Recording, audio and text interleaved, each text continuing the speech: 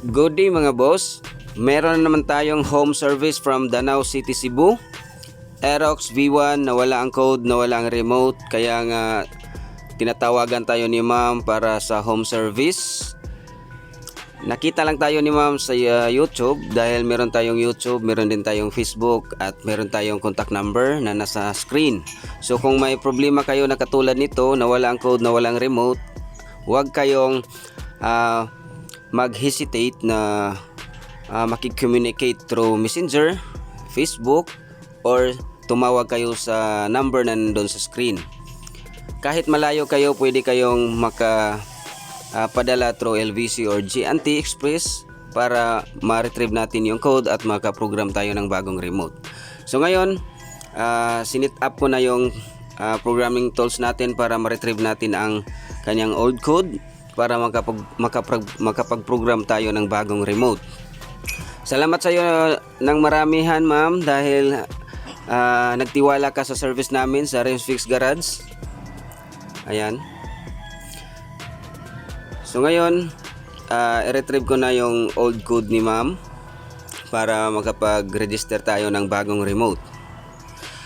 Kung mekaniko ka na, gusto mo yung tools na katulad nito, pwede kayong mag-pre-order sa akin dahil i-order pa natin outside Philippines.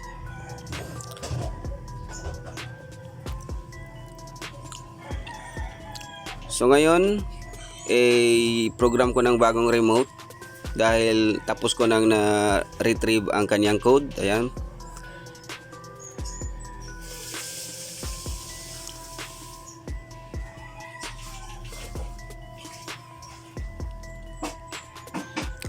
Enter.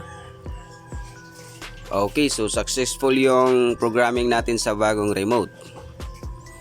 So i-check natin. Check FOB between the ECU and FOB. Okay, good registration. So ayan, nakita natin na successful yung registration natin sa bagong remote.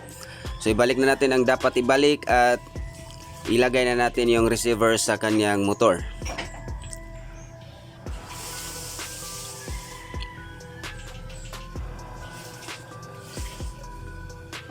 So ulitin ko, kung malayo ka kahit saan dito sa Pilipinas, pwede kayong tumawag or mag-text para bigyan ko kayo ng details.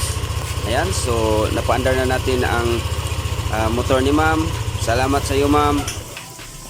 Napakahalaga na meron tayong contact number doon sa screen para convenience sa mga customer natin na nangailangan ng ating service. Alright. So hanggang dito lang tayo mga boss.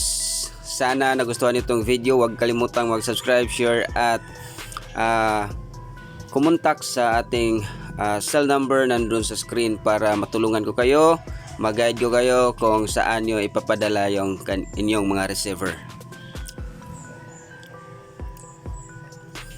Kahit Honda, Yamaha, pwede nating i-retrieve ang code at pwede nating i-program ang remote.